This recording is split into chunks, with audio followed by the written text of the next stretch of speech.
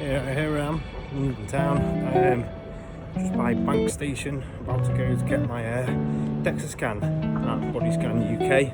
I've seen a load of people have come in, obviously I'm 3 days out, so very lean, so I'll be interested to see exactly what the body fat comes in at. So yeah, a bit late, so walking pretty quick for someone who is knackered. But let's go find out where I'm at.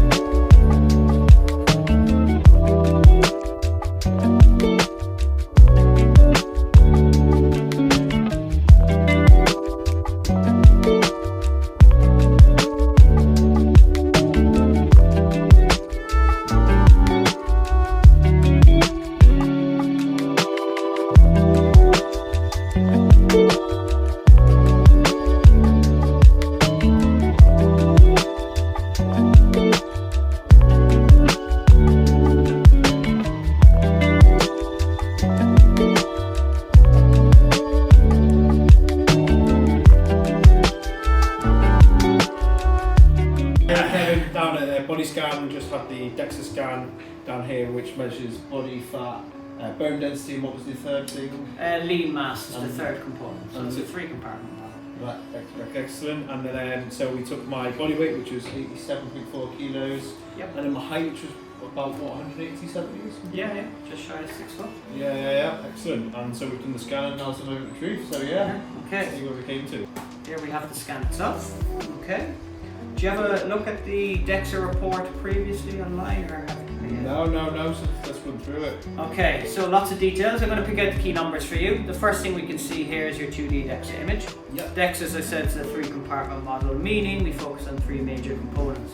The first one being your body fat, which is the golden orangey colour. You can see a whole pile of that there, which is good. That's good, yeah. We'll also look at your bone density. That's actually what DEXA was originally invented to measure. Bone density, James, more dense the bone density, the less likely it is to break. The bone density reading won't be diagnosable today, but does give us an indication nonetheless. And then the third component is lean mass. Okay, so that's everything else. It's your skin, organs, ligaments, connective tissue, and muscle. Can be indicative of changes in muscle tissue over time.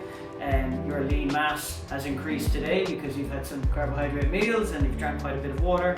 But they're the 3 major components, and we will start with your body fat.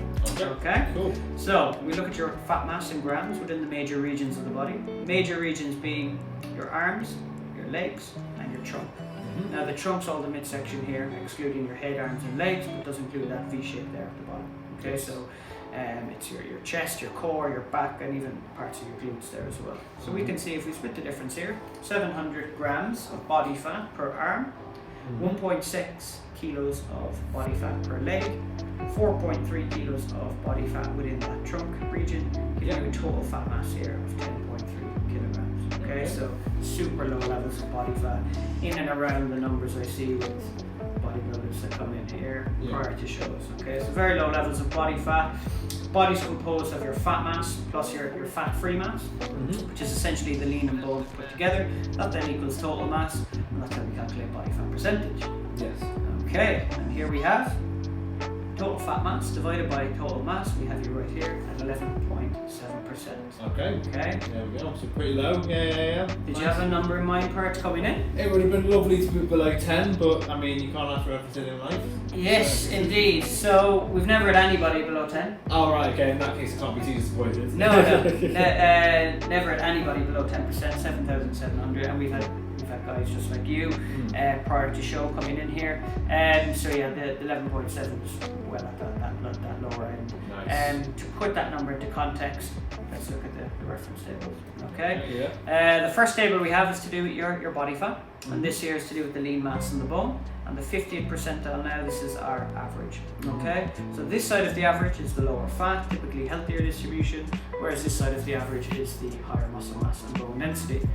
We have it age matched. Okay, so we can see the average body fat percentage, 21.3. Yes. Okay, at 11.7, you're actually off the chart here. Hey, there we go. Okay, so yes, it may not quite be your sub 10. It is a DEXA, gives a higher reading than other methods, but it's extremely low level of body fat. Okay. Yes.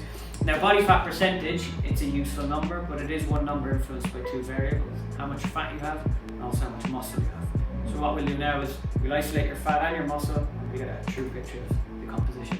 Yes. Any questions for me so far? No. Makes sense. Sweet. So, moving on to this side of the report. Mm-hmm. This is something you may have come across before. Okay.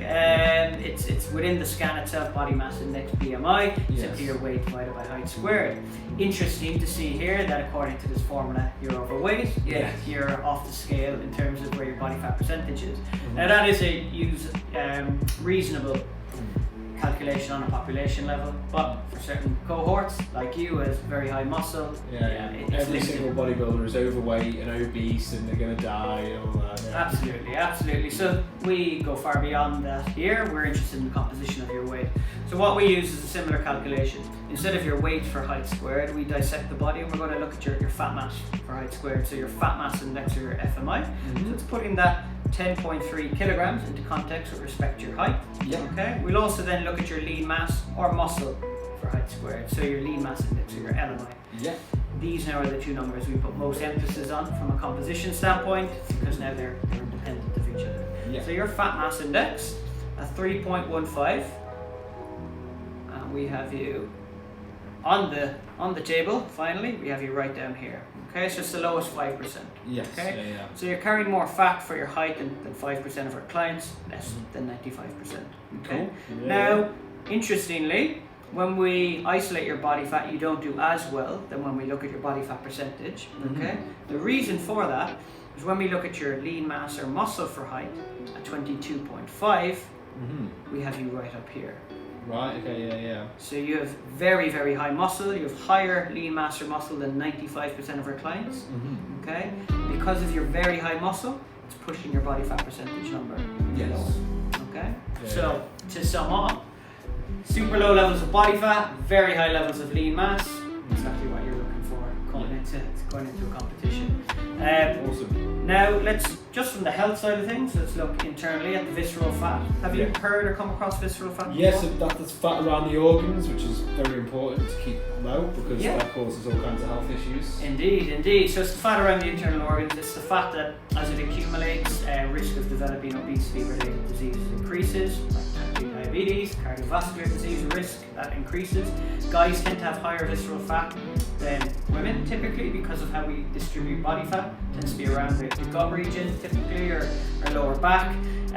Your number is well within our healthy range, which we'd expect given how low your body fat levels are. So below 100 is considered normal risk factor. Okay, we have you here at 37.5. If you right down here. Okay, we often see the fat mass index and the visceral fat in line. Okay, and really what we look at then, just in terms of off the back of the shows, and if you're looking to build back up, you're starting, yes, you mentioned insulin sensitivity before, but it's also cool to have a lot of wiggle room there with regards to visceral fat. Because if you're coming beyond that 100 marker, that risk increases, okay, and that could be a kind of, decision to say, okay, maybe we need to stop this and drop a bit of body fat before pushing on further. So it's nice to know internally in terms of that visceral fat, the internal fat. Yours is super low, which we'd expect given everything we've seen so far. Excellent.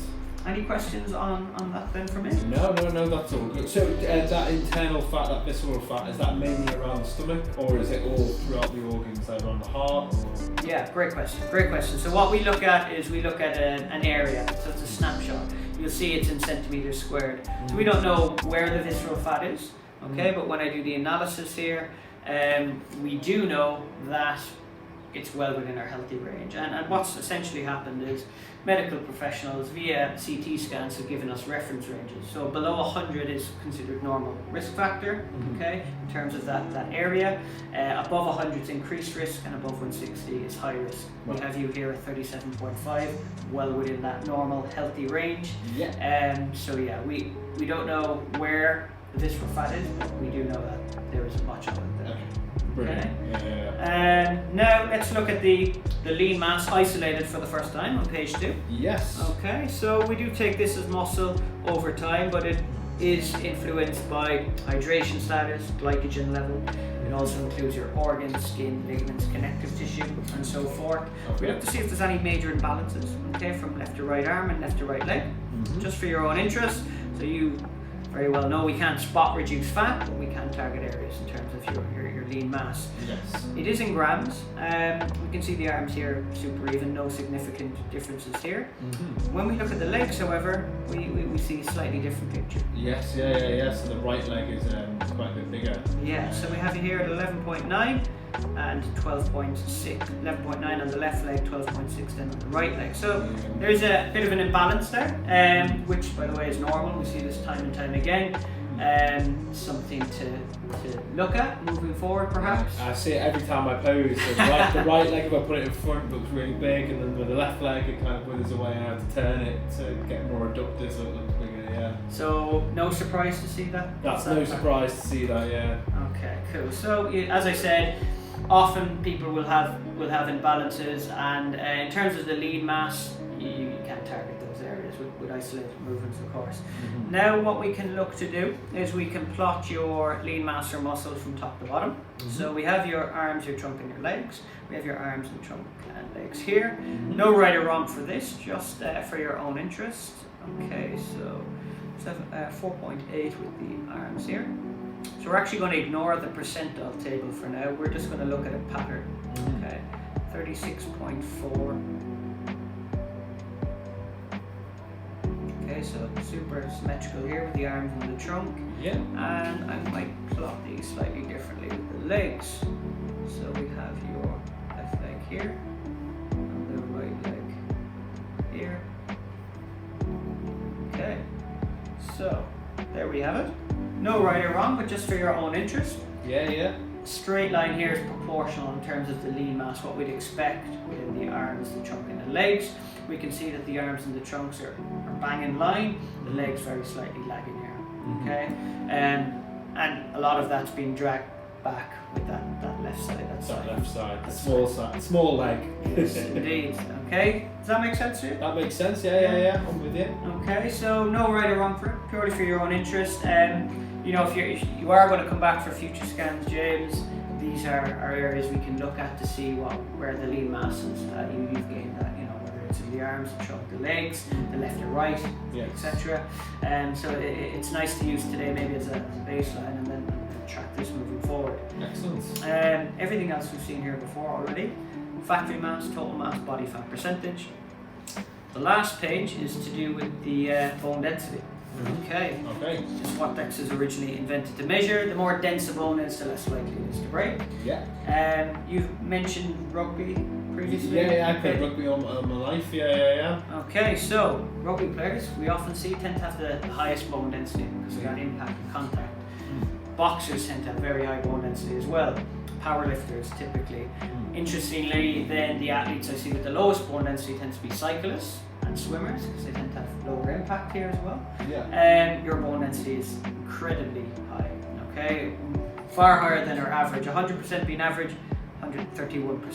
131% bone density, years of rugby. Yes, indeed. Interestingly, I've only ever broken my nose, and I've never broken a bone anywhere else. I was just about to ask you, is there any metal in here that's offsetting that reading? Yeah, there we Although go. it does seem like you have bones of steel. So yeah, super high here. It isn't diagnosable, but gives us an indication nonetheless. Your bone mineral density at 1.571. Off the chart here. Excellent. Okay, so health-wise, super strong bones, and this is given your background. There's a genetic element here as well, and the weight training off the back of rugby's helped. Okay, the internal visceral fat's very, very low, which you'd expect. Why? Because you're carrying such low levels of body fat.